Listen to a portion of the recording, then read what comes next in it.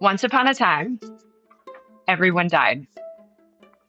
Every day, I laid in the ashes of my life. One day, I got curious, and then interested, and then obsessed with death and dying. Because of that, I read about death. Because of that, I meditated on death and studied death and sat with the dying and thought about my own death until finally 20 years had passed. And ever since that day, I've just had death live on my shoulder as a part of how I live, actually.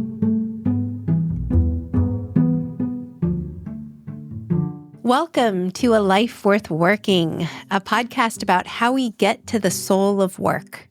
We're your hosts, Michelle Weise and Dana Walsh. I'm an education and workforce strategist, and Dana is a senior pastor at a progressive church. As always, we love hearing your comments, questions, and thoughts. So please know you can email us at any time. Today, we're jumping into purposeful living by starting with dying. In this episode, we chat with Meredith Wilson Parfet, who is the CEO of Raven Yard, a crisis management firm. If you're anything like us, by the end of this interview, you'll probably be feeling like you too should get more engaged with death work. We've never used the word death as much as we did in this interview, but Meredith has experienced a lot of death in her life. It really started in 2006. So I was a couple weeks into business school when my mom found my 23-year-old sister dead from an accidental overdose. She'd had a spinal injury. It was the early days of the opioid crisis. And so we didn't really know the drugs were dangerous. It wasn't expected. And she died. And I'd never really faced anything other than the death of my 99-year-old great-grandmother.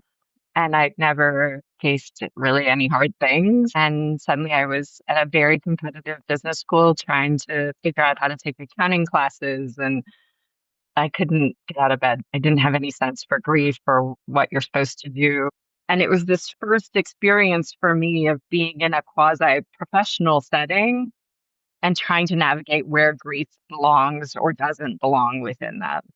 Kind of rapid fire right after that. My grandmother died, my cousin died, a number of other family members died. And then fast forward, I had my own near-death experience in childbirth, where I went in for a routine C-section. Doctor nicked my artery, and I bled out for almost 8 hours. Meredith started asking, why is this me and not other people? She wanted to pull out the meaning of this, but those early deaths were just the beginning of a years-long meaning-making process. The meaning didn't come for a very, very long time. Meaning is the final stage of grief, as expert David Kessler explains. First, Meredith had to run away from her grief, literally out of the country. She carried a backpack around East Africa doing HIV research on a Gates Foundation grant. She was also seeking out therapists, spiritual advisors, coaches, any kind of weekend meditation. She describes a yearning that pulled her on an arc of understanding her own grief. I just kept asking all of these questions and eventually landed with a Buddhist practitioner here in Boulder, where I live, who both taught me Buddhist principles around suffering, but also got me engaged in the idea that death wasn't just a passive set of questions, but maybe something that I wanted to stand next to. And he encouraged me to become a hospice volunteer, which I finally did in 2016. And as soon as I stepped near the veil, I was done. I mean, I just knew that was work I wanted to do, and it captivated me. So I started as a volunteer, which is just companioning the dying. There are two charges for us as we're working with the dying. One is to companion them, to give them comfort and just be with them. And then it's to bear witness and to just observe their experience, which is so antithetical to all of my business training, how we live, which says we should fix things, we should solve things, we should have an answer, we should have a point of view. In this, it's being with. The beauty of hospice is it's a 6-month or less terminal diagnosis. So the outcome is clear. And for me, that's always meant there wasn't this resistance against what was going to happen. It was going to happen. And there's a freedom in that to just then be with people. So I started as a volunteer and I loved that. So I decided to become a death doula, which is supercharged training specifically around how the body dies, how we grieve, how family dynamics work, how we plan for our own death or others. And then that was what propelled me to go to a little seminary here in Colorado called Iliff, where I wanted to train to become a chaplain. Today, Meredith continues to sit with the dying and hear what's important to them as well as what they're afraid of. Meredith, is there a story you would feel comfortable sharing with us from some of your death work that might give us a sense of some sort of powerful experience you've had? Or is that maybe something you don't like to talk about? No, I love to talk about it, but on some days it's the ordinary parts. The death work is so mystical and so mysterious, just in general. You see things you can't explain, and you see things over and over, like someone looking into the corner and talking to their loved one who's been dead for 50 years, right? As they're just about to cross the threshold. I mean, you see these expansive, incredible things.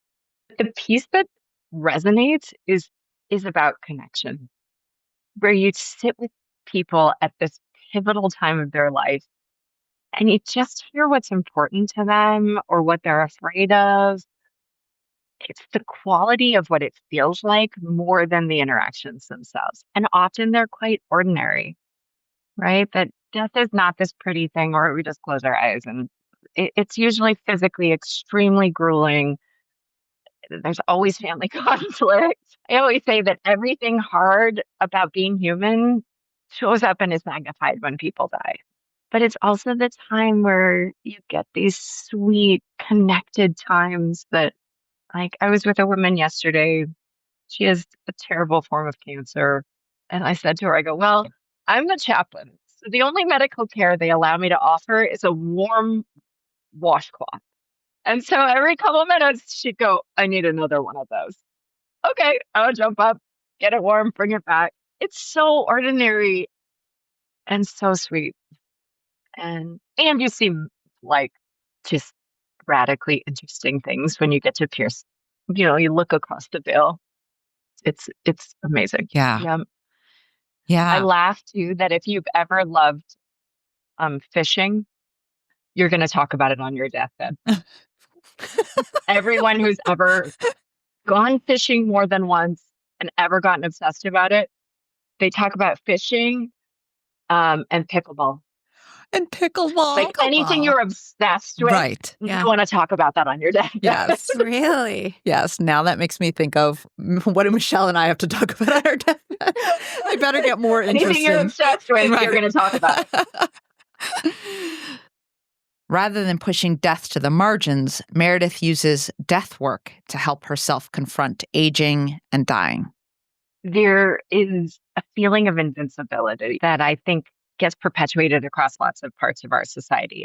We prize the youth. We want entrepreneurial leaders that are larger than life, that feel like they're invincible. We have an entire supplements industry and anti-aging industry and the medical model that says keep people alive at all costs. So we have all of that over here, which butts for all of us up squarely against the fact that we are going to die. So we do all these things and we spend all this energy and neglect the one truth of the whole situation. And then when it happens, people are like, how could this happen? I was totally unprepared. Like, this is actually the one thing you can prepare for. Like, right. This is the one thing. I can't figure out what I'm going to have for dinner, but I do know I'm going to die. So by pushing that away, we live our lives almost in a form of denial. Mm-hmm. Every second of it then becomes a form of inauthenticity or lack of truth or failure to accept the fundamental aspect of humanness, which is that we're impermanent. Yes. Meredith is not your typical chaplain. She was working in hedge funds, private assets, venture capital. She was, as she'll tell you, following a certain path. I mean, I read the rule book and followed it. I was supposed to go to a top 10 school. I was supposed to get a job in finance because that's what paid the best. I was supposed to buy my own home. I was supposed to have 2 children, get married. I was on a path. And death kept derailing me from the playbook. And what it gave me is a freedom to say, who can I be without the rule book? Death kept creating this kind of call to do something different. For years before I became a chaplain, I would kind of whisper to people, I think I want to be a chaplain. And people would freak out. They're like, you're not a member of the clergy that we've ever seen before. I swear too much. I drink margaritas. How does this all fit? And yet, what I ultimately came to was I had a really good set of skills from the playbook, but I had this longing. And so could I be imaginative enough to find a way for all of those things to blend together? And ultimately, that was how I founded a crisis management business that said, what if we thought about crisis, professional crisis, personal crisis, in the context of grief and in the context of all my business tools, order, operations, throughput, and could they come together? The Irish poet John O'Donoghue believed that death was not a dark end, but the beginning of a new brightness. When we accept and befriend our mortality, we gain greater freedom in how we approach death. As O'Donoghue wrote, if we can learn not to fear death, we have literally nothing to fear. Death ended up being an invitation for Meredith to create something full of more possibility, where she could bring together all of these seemingly separate parts of her life and find integration and meaning. In fact, it helped her develop what she describes as a dual fluency. I always say I'm not uniquely qualified as a chaplain, and I don't know more finance than anybody else does. But my dual fluency allows me to be credible with them so then I can pivot back and forth and talk about you're grieving this loss, and that means you're going to divest this part of your business. They're intertwined in your mind, so let's have a conversation about both. It's funny though, too, because I take that dual fluency to hospice, and oftentimes people, especially grieving family members, need some executive function because their brain is foggy with grief. And so sometimes the feedback they need from me as a chaplain is, let's sit down and make a checklist. What call do you need to do? I go into this kind of operational process with them too, because their lives feel like they're in chaos and they just need some order. What you notice when you're talking with Meredith is that she lights up and is buoyant, happy, and free. She's clearly energized about her work. She has found what that internal longing was. And that freedom wasn't found in the rule books she was given. Instead, it was about getting back to the spiritual wonder of her younger self. I was always spiritually curious, even as a little kid. I grew up in a pretty strict evangelical household. And I think I remember learning to speak in tongues or trying to speak in tongues when I was in like 3rd grade, because I love the ecstatic. I love spiritual stuff. And so somewhere interwoven in there was a longing for a spiritual experience. But a lot of my business training tamped that intuition down and told me that those were not legitimate ways of making decisions, or that I needed a framework or a spreadsheet or something. So what triggered it was all this loss where I was trying to process things and none of the frameworks and none of the spreadsheets could help. And it was like I had this different part of my brain or a different set of muscles that I'd never used before. Eventually, enough hard things happened that I noticed that I had those muscles that I wasn't using. And that's kind of what that call to chaplaincy sounded like. You know, you pull a muscle and you're like, I didn't even know I had that muscle. that was kind of what it felt like, where I was like, this is really irritating. Why does this keep happening? Like, why do I keep having thoughts that are not my own thoughts? It was somewhere in there. When people tell me, I've had this kind of nagging idea, I just weirdly look them in the eyes and say, do it. Yes. If it's coming up, you should do it. Because sometimes we have to motivate each other to hear those things and say, no, that that's the right voice. That's the voice of truth. Mm. Follow it. So there's an exercise of beginning to listen to that inner voice. And some of us do it through prayer. Some of us do it through meditation. I think all of my death experiences, remembering that I have a finite time here, the more you lean into those kind of inquiries, the more you listen to the Mm. longings that come up. Yes. For so long, she dismissed those longings, especially because they didn't fit the playbook. Her ability to diverge from the playbook actually came from crisis and tragedy. I found the courage out of the ashes of my life. What's fascinating is the freedom that Meredith ultimately finds through what she calls the ashes of her life. The ashes were not only an ending, but a beginning. It was an invitation to pay heed to the voice that kept whispering to her. For many of us, we experience a kind of ambiguous loss, a loss of a future we're not going to live, the loss of a life of who we imagined ourselves to be because we don't think it's in the cards for us. It's almost like unlived calling, right? Yeah. The way that we had this yearning but didn't get to live into it. And that nagging. It's hard because, we all have these nagging feelings and questions. And then how much do I listen to that nagging? Like, how much do I really give it credence? It is hard. Yeah. Especially when we have a whole realm of obligations. And obligations isn't even always a fair term, but, there's a lot of other competing demands or needs in our life, and we can't just listen to that little voice, or I'm just going to disregard everything else and pursue that. Yeah. When do you actually take a step toward it? How many times did that nagging feeling occur to Meredith before, like, I think I want to be a chaplain. I think I want, how many times does it have to touch you? I can imagine for some people there being some envy in hearing a story like Meredith's, even though she's experienced so much loss and pain and crisis and death.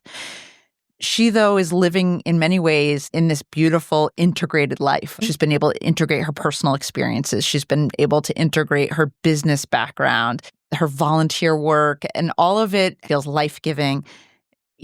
Many people, that is not the pathway. Yeah, for her, it leads to freedom. Right. And it leads to fluency. What makes Meredith's story enviable is that she doesn't wonder about that unlived life. She makes a decision that is set off by her series of encounters with death. The Benedictine monk, David Steindl Rast, puts it this way: the finality of death is meant to challenge us to decision, the decision to be fully present here, now, and so begin eternal life. For eternity, rightly understood, is not the perpetuation of time on, but rather the overcoming of time by the now that does not pass away.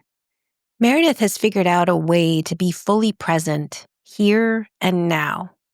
When we asked Meredith how she thinks about her own death, she said, I want it to be fast.